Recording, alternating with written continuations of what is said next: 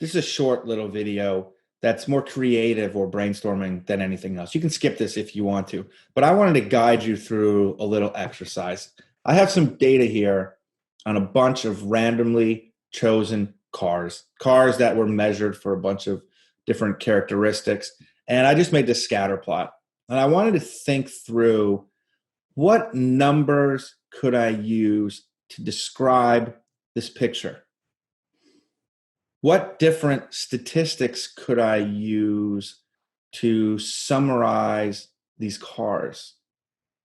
What different relationships might I be able to draw between how heavy a car is, the vehicle weight, and what its fuel economy is, how many miles per gallon the car gets?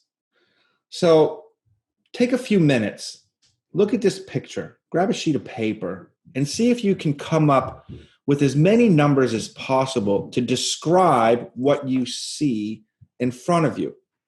Don't actually do the actual number itself, but just say, oh, you know what would be cool? It would be really cool if we had a number that described the linear relationship between these two continuous variables. That'd be really cool.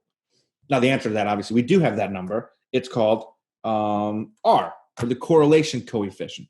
All right, good. So I gave you 1. See if you can come up with 5, 10, a dozen different numbers to describe these data. We'll discuss that during the live session this week.